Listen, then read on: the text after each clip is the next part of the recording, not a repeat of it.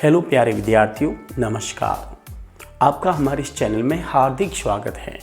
प्यारे विद्यार्थियों, आज हम राजस्थान माध्यमिक शिक्षा बोर्ड 2025 के 10वीं कक्षा के अंग्रेजी के पेपर के बारे में चर्चा करेंगे। प्यारे विद्यार्थियों, इस साल 2025 में ये कहानियाँ बहुत इम्पोर्टेंट हैं। आप इन कहानियों को अच्छी तरह से तैयार कर लीजिए। साथ ही आप अपने कमेंट बॉक्स में ज़रूर अपनी राय लिखें। साथ ही हमारे इस चैनल को लाइक और सब्सक्राइब करना न भूलें। हम चलते हैं हमारी इम्पोर्टेंट स्टोरीज। इस साल कौन कौन सी कहानियाँ आपको तैयार करनी है और इन कहानियों को आप अच्छी तरह से रट लो, तैयार कर लो, ताकि बोर्ड में आपके अच्छे मार्क्स आ सके। कहानी स्टोरी 4 नंबर की है और 4 नंबर बहुत महत्वपूर्ण हैं। तो हम शुरू करते हैं। हमारी इम्पोर्टेंट स्टोरीज कौन कौन सी हैं अच्छी तरह से आप समझें। सबसे पहले स्टोरीज के बारे में ये कहानी आ रही है। प्यारे विद्यार्थियों, सोने के अंडे देने वाली मुर्गी, the hen that laid golden eggs. इस कहानी को आप अच्छी तरह से तैयार करें। मैं आपको हिंदी और कठिन वर्ड भी बता लेता हूँ, ध्यान दीजिए। Once there was a farmer, एक बार एक किसान था। He was very greedy, वो बहुत लालची था। He had a wonderful hen that laid a golden egg daily. उसके पास एक आश्चर्यजनक मुर्गी थी जो हमेशा सोने का अंडा देती थी। One day the farmer thought of a plan to get all the eggs. एक दिन किसान ने सारे अंडे प्राप्त करने की योजना सोची। He wanted to be rich very soon. वो जल्दी ही एक धनवान व्यक्ति बनना चाहता था। He thought that there must be a lot of eggs in the hen's belly. उसने सोचा कि मुर्गी के पेट में बहुत सारे अंडे होने चाहिए। He took a knife and killed the hen. उसने एक चाकू लिया और मुर्गी को मार दिया। He cut the stomach of hen. उसने मुर्गी का पेट काट दिया। He opened the belly but he couldn't find the eggs in it. उसने उसके पेट को चीर दिया, खोल दिया, और लेकिन उसे अंडे उसमें नहीं मिले। He felt very sorry at his folly. उसे अपनी मूर्खता पर बहुत दुख हुआ। folly का मतलब मूर्खता, stomach का मतलब पेट, और वंडरफुल का मतलब आश्चर्यजनक। तो ये कठिन शब्द थे और बहुत इजी कहानी है। आप अच्छी तरह से तैयार कर लीजिए। इससे क्या शिक्षा मिलती है? प्यारे विद्यार्थियों, एग्जाम में मोरल लिखना बहुत ज़रूरी है। इसका मोरल है ग्रीड इज अ कर्स। लालच अभिश्राप है। लालच अभिश्राप है। अब हमारी दूसरी कहानी आ रही है, the tailor and the elephant. हाथी, दर्जी और हाथी। प्यारे विद्यार्थियों, ये स्टोरी भी बहुत इंपॉर्टेंट है। आप अच्छी तरह से तैयार कर लीजिए। ये सरल लैंग्वेज में मैंने बनाई है, ध्यान दीजिए हिंदी इसकी, और अच्छी तरह से समझिए। Once there was a prince. एक बार एक राजकुमार था। He had an elephant. उसके पास एक हाथी था। He servant always took it away to the pond for bathing and drinking water. उसका नौकर हमेशा उसे नहाने और पानी पिलाने तालाब पर ले जाया करता था। There was a tailor shops on the way. रास्ते में एक दर्जी की दुकान थी। The tailor always gave it something to eat. दर्जी हमेशा उसे खाने को कुछ देता था। So they became close friends. इसलिए वे घनिष्ठ मित्र बन गए। One day the tailor was not at his shop. एक दिन दर्जी अपनी दुकान पर नहीं था। His son was sitting at the shop. उसका बेटा दुकान पर बैठा हुआ था। He wanted to make the fun with the elephant. वह हाथी के साथ मजाक करना चाहता था। As the elephant came to his shop. जो ही हाथी उसकी दुकान पर आया, he pricked a needle in his trunk. उसने उसकी सूंड में सुई चुभो दी। The elephant felt very angry. हाथी को बहुत गुस्सा आया। It went to the pond and filled dirty water in its trunk. वो तालाब पर गया और उसने अपनी सूंड में गंदा पानी भरा। It came to the shop and threw all dirty water into the shop. और वो कहाँ पर गया? वो दुकान पे आया और सारा गंदा पानी दुकान में फेंक दिया। All clothes were spoiled. सारे कपड़े खराब हो गए। The tailor felt very sad at his son's folly. और दर्जी अपनी बेटे की मूर्खता पर बहुत दुखी हुआ। प्यारे विद्यार्थियों, कहानी बहुत इंपॉर्टेंट है, आप अच्छी तरह से तैयार कर लीजिए। अब मैं इसके कठिन शब्द बता रहा हूँ। फॉली का मतलब मूर्खता, और इसमें ट्रंक का मतलब होता है सूंड। प्रिक का मतलब होता है चुभोना। प्रिक का मतलब क्या होता है? चुभोना। और इसमें कठिन शब्द पॉन्ड का मतलब होता है तालाब। तो प्रिंस का मतलब राजकुमार।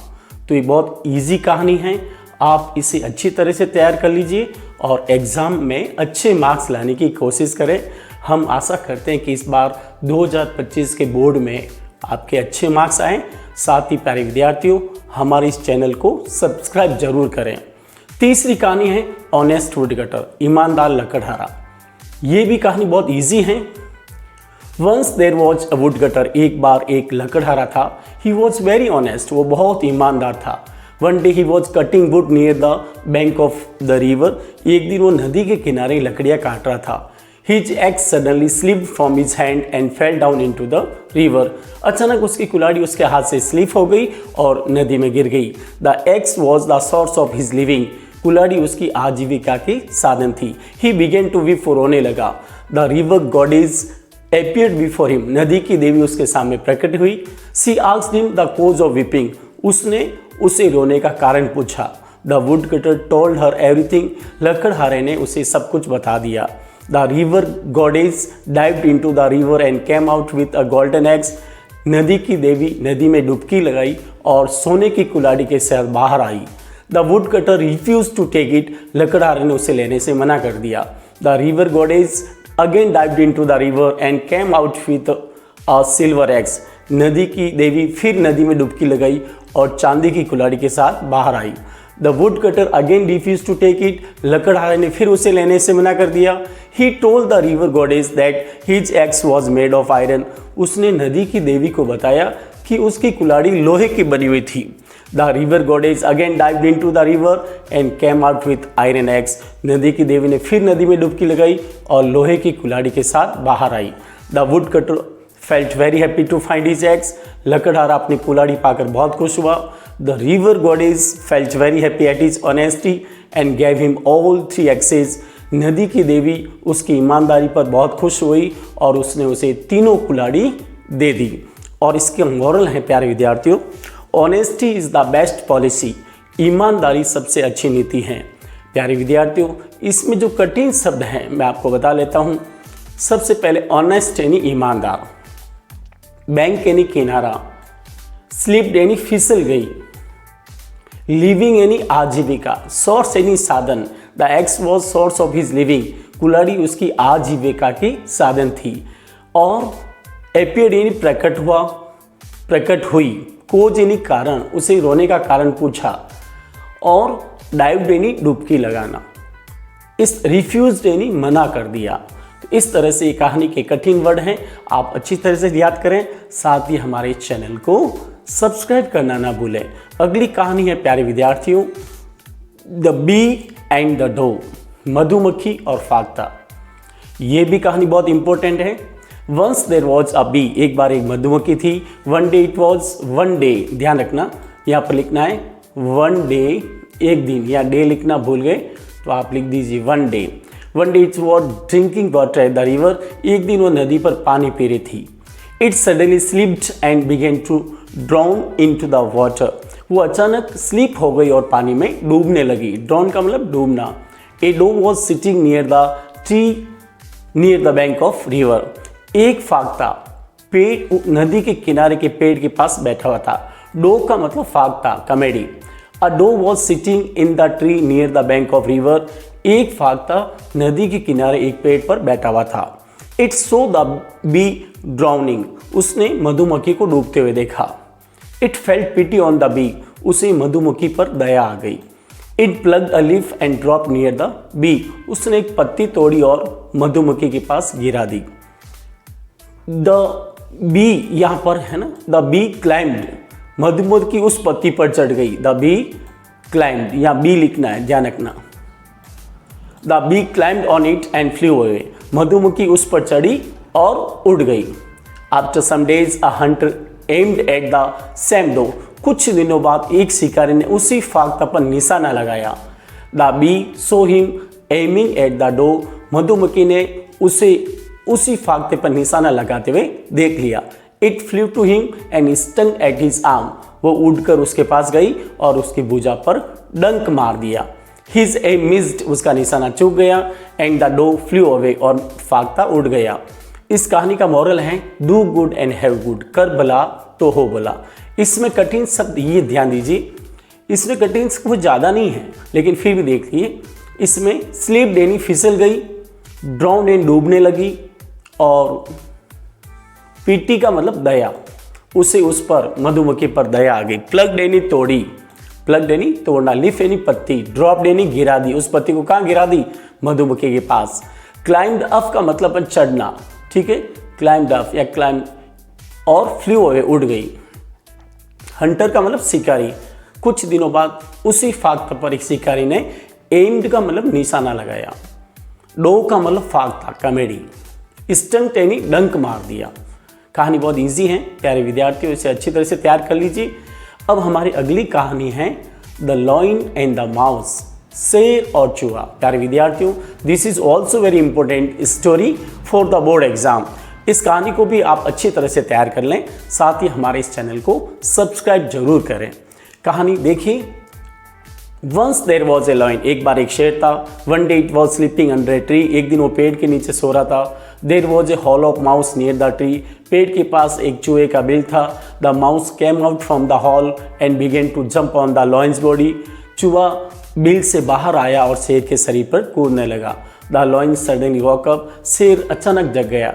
It felt very angry at the mouse, उससे चूहे पर बहुत गुस्सा आया। It caught the mouse in its pound, उसने चूहे को अपने पंजों में पकड़ लिया। द माउस वेप्ट बिटरली, चूहा बहुत रोया। The lion felt pity on the mouse, शेर को चूहे पर दया आ गई। इट फ्रीड द माउस, उसने चूहे को छोड़ दिया। After some days the lion was caught in a net, कुछ दिनों बाद शेर एक जाल में पकड़ा गया। इट रोड लाउडली, वो तेज दहाड़ा। The mouse heard the roar of the lion, चूहे ने शेर की दहाड़ सुनी। It came there and cut the net with its sharp teeth, वो वहाँ पहुँचा आया और उसने अपने तेज दांतों से जाल को काट दिया। द लॉइन वॉज फ्रीड, शेर आज़ाद हो गया। इट थैंक द माउस, उसने चूहे को धन्यवाद दिया। इस कहानी का मॉरल है प्यारे विद्यार्थियों, do good and have good, कर भला तो हो भला। इसमें कठिन शब्द देखिए, हॉल का मतलब होता है बिल, और इसमें वॉकअप यानी जग गया, सडनली यानी अचानक, कॉट यानी पकड़ा, पाउज यानी पंजे, बीटल यानी जोर से रोया, पीटी यानी दया। इस तरह से के कठिन शब्द हैं।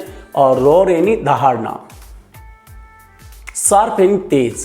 प्यारे विद्यार्थियों, कहानी बहुत सरल है और अच्छी तरह से कहानी को याद कर लीजिए बोर्ड के लिए। अब हमारी कहानी आ रही है 6, story number 6, the hare and tortoise, खरगोश और कछुआ। ये भी कहानी बहुत इजी है प्यारे विद्यार्थियों, अच्छी तरह से तैयार कर लीजिए।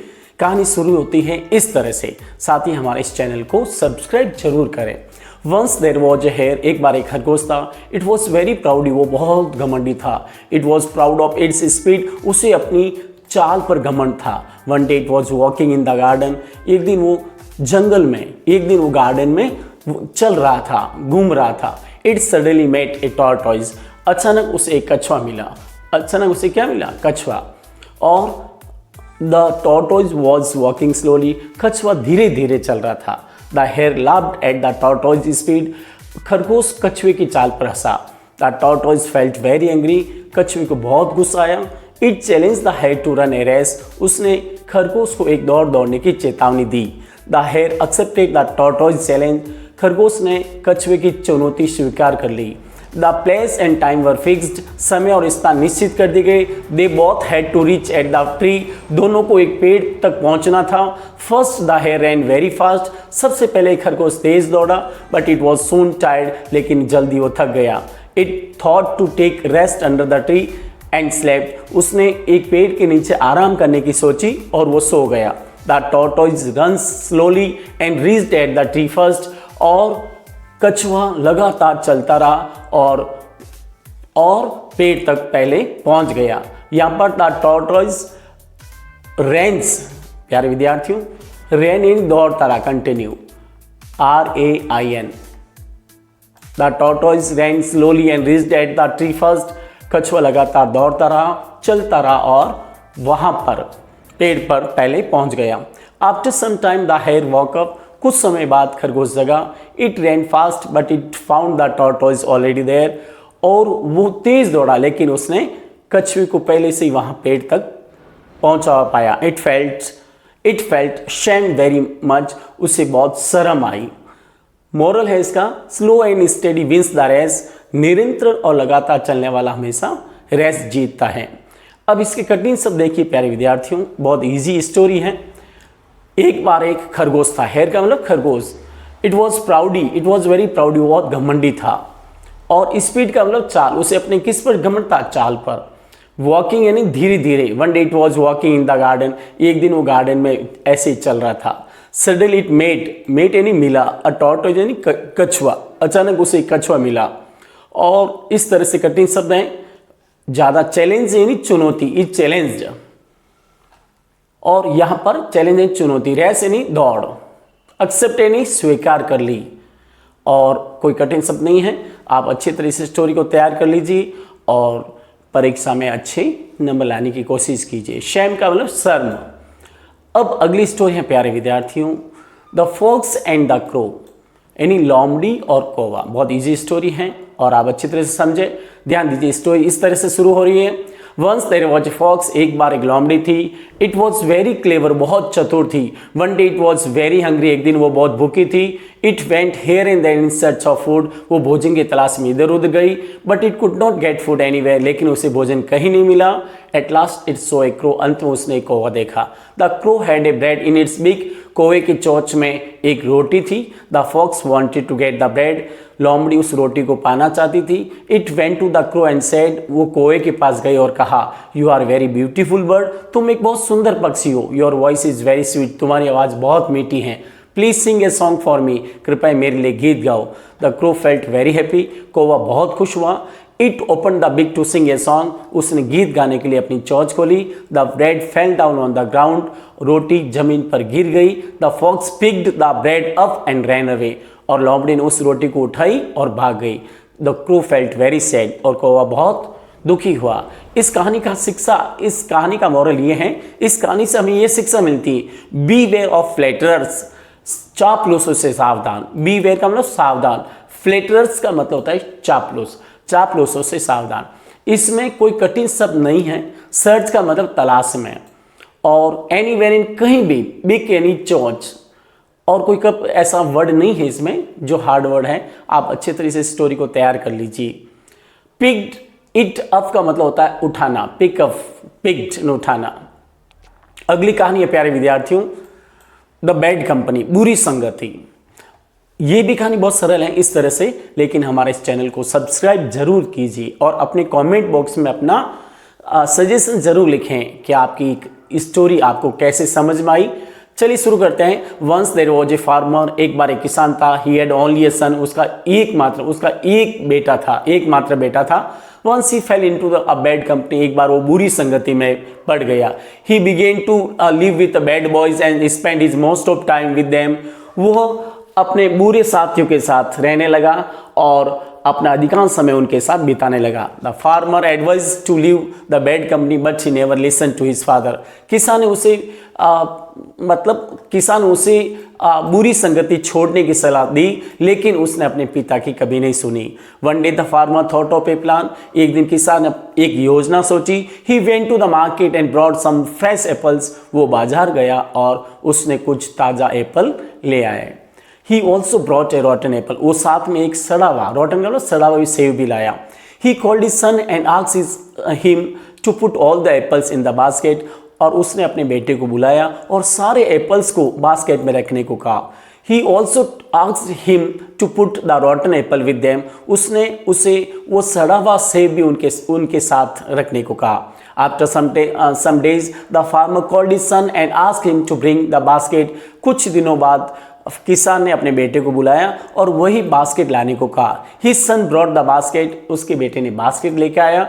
He saw that all the apples were rotten. और उसने देखा कि सारे सेब सड़ गए थे। His father the cause of rotten apples, उसने अपने पिता को खोजन कारण सेब के सड़ने का कारण पूछा। The father told him that one rotten apple could rot all fresh apples as same one bad boy could spoil all good friends।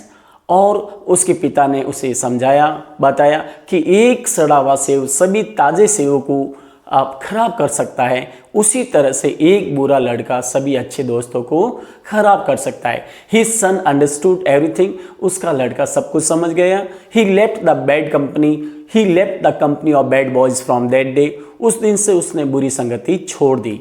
Moral इसका ये है, अवॉइड बैड कंपनी, बुरी संगति से दूर रहो। प्यारे विद्यार्थियों, अवॉइड बैड कंपनी, बुरी संगति से दूर रहो। आप भी एग्ज़ाम के समय अपने ऐसे साथियों को जो आपका टाइम वेस्ट करता है या करते हैं उनसे दूर रहें। इस कहानी में कोई हार्ड वर्ड नहीं है। रॉटन का मतलब सड़ा हुआ, और लिसन यानी सुनी, एडवाइस यानी सलाह दी। तो बहुत इजी है स्टोरी, कोई ज़्यादा हार्ड नहीं है, और इस स्टोरी को भी अच्छी तरह से आप याद कर लीजिए, इसमें कोई हार्ड वर्ड नहीं है। आगे देखिए, अगली स्टोरी आ रही है हमारी, टू फ्रेंड्स एंड बियर, इन दो मित्र और एक भालू। बहुत इजी स्टोरी है प्यारे विद्यार्थियों, इसे भी आप अच्छी तरह से तैयार कर लीजिए। कहानी इस तरह से शुरू होती है। Once there were two friends, एक बार दो मित्र थे। दे वर क्लोज फ्रेंड्स, वे घनिष्ठ मित्र थे। दे ऑलवेज लिव टुगेदर, वे हमेशा साथ साथ रहते थे। One day they were passing through a forest, एक दिन वह जंगल से गुजरे थे। They suddenly so A beer, उन्होंने अचानक एक भालू देखा। The bear was coming towards them, भालू उनकी तरफ आ रहा था। Seeing the bear, they were frightened, भालू को देखकर वे डर गए। One friend knew to climb up the tree, so he climbed up the tree, एक मित्र पेड़ पर चढ़ना जानता था, इसलिए वो पेड़ पर चढ़ गया। The other friend didn't know to climb up the tree, दूसरा मित्र पेड़ पर चढ़ना नहीं जानता था। He lay down on the ground and stopped his breath, वो जमीन पर लेट गया और उसने अपने सांसें रोक ली। The bear came to him, smelled and went away, भालू उसके पास आया, उसे सूंघा और चला गया। After going the bear, his friend came to him, भालू के जाने के बाद उसका दोस्त उसके पास आया। He asked him what the bear had told in his ears, और उसने पूछा कि भालू ने तुम्हारे कानों में क्या कहा। His friend told him that the bear told him not to live with a false friend, और उसने अपने मित्र को बताया कि भालू ने उसे कहा कि झूठे मित्रों का कभी साथ मत कीजिए। His friend told him that bear told him not to live, यानी झूठे मित्रों के साथ मत रहिए। His friend felt ashamed, उसका दोस्त बहुत शर्मिंदा हुआ। मॉरल है इसका, never believe in false friend, झूठे मित्रों पर कभी विश्वास मत कीजिए। बिलीव का मतलब विश्वास करना। इसमें कठिन शब्द ध्यान दीजिए, कोई ज़्यादा हार्ड नहीं है स्टोरी। यहाँ पर कठिन शब्द फ्राइटेन यानी भयभीत हो गए, डर गए। क्लोज यानी घनिष्ठ। क्लाइंब अप यानी चढ़ना, और इसमें और कोई वर्ड, स्मेल्ट यानी सूंघा, वेंट अवे चला गया। इस तरह से स्टोरी तैयार कर लीजिए, बहुत इजी स्टोरी है, एक दो बार लिखने से आपको याद हो जाएगी। फॉल्स का मतलब झूठे, झूठे, बिलीव यानी विश्वास करना। अब हमारी अगली स्टोरी है, यूनियन इज स्ट्रेंथ, संगठन में शक्ति है। प्यारे विद्यार्थियों, this is also very important story for the board 2025। इस कहानी को भी आप अच्छी तरह से याद कर लें, और साथ ही हमारे इस चैनल को सब्सक्राइब करना ना भूलें। यूनियन इज स्ट्रेंथ, और अपने कमेंट बॉक्स में प्यारे साथियों, प्यारे विद्यार्थियों, जरूर अपनी सलाह कमेंट बॉक्स में लिखें। आपको कौन सी स्टोरी सबसे ज़्यादा जल्दी समझ में आई, और साथ ही ये कहानी आप किस प्रकार से अच्छी तरह से तैयार करेंगे, ये आप अपना कमेंट बॉक्स में जरूर लिखें। अगली कहानी है, यूनियन इज स्ट्रेंथ, संगठन में शक्ति है। 4 बैल और 1 शेर। कहानी बहुत इजी है प्यारे विद्यार्थियों। Once there were 4 bulls, एक बार 4 बैल थे। They were strength and healthy, वे स्वस्थ और मतलब ताकतवर थे। They always lived together, वे हमेशा साथ साथ रहते थे। One day a lion saw them grazing in the field, एक दिन एक शेर ने उनको एक खेत में चरते हुए देखा। Grazing का मतलब चरना, strength का मतलब ताकत। It wanted to eat them, but it could not kill them in union, वो शेर उन्हें मारना खाना चाहता था, लेकिन वो उन्हें संगठन में नहीं मार सकता था। He thought of a plan, उसने एक योजना सोची। He went to one bull and said, वो एक बैल के पास गया और उसने कहा, Your all friends jealous of you, तुम्हारे सभी मित्र तुमसे जलते हैं, ईर्ष्या करते हैं। jealous का नहीं, ईर्ष्या। They always ate fresh grass and left stole grass for you, वे हमेशा ताज़ा घास खाते हैं और तुम्हारे लिए सड़ी हुई घास छोड़ देते हैं। The foolish bull believed in it, और मूर्ख बैल ने उस शेर पर विश्वास किया। Next day it went to graze alone, अगले दिन वो चरने के लिए अकेला गया। ग्रेज का मतलब चरना।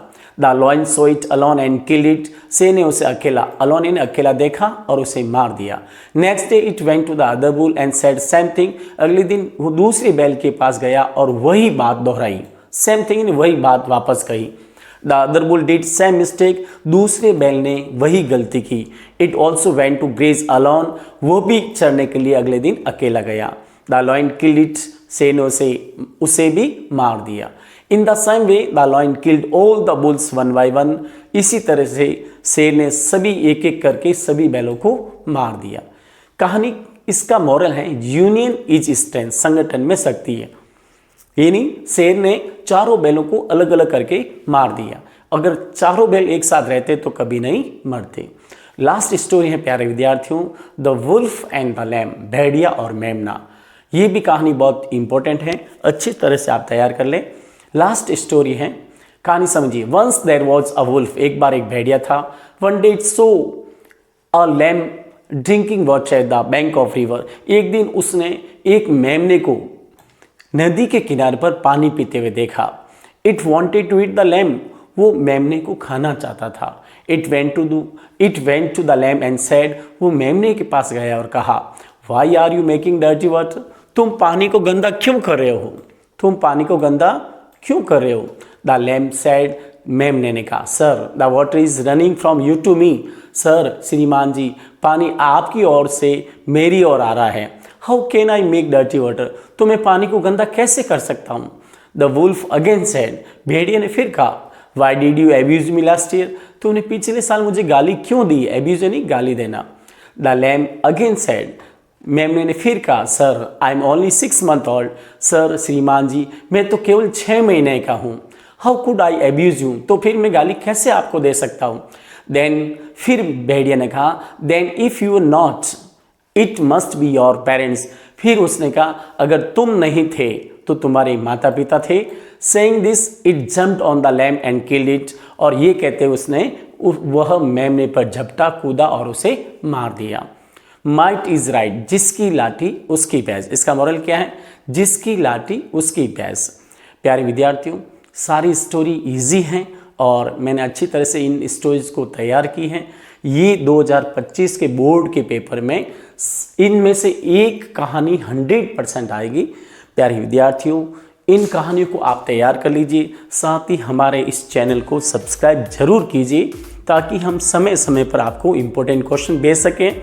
और साथ ही अपने कमेंट बॉक्स में अपनी राय जरूर लिखें कि ये कहानियाँ आपको कैसी लगी और किस तरह से इन कहानियों को आपको याद करना है। आप अपने कमेंट बॉक्स में सजेशन जरूर लिखें। Thank you very much, we will see you in our next video. Take care, good bye and प्यारे विद्यार्थियों, हमारे इस चैनल को सब्सक्राइब करना ना भूलें। Thank you very much once again.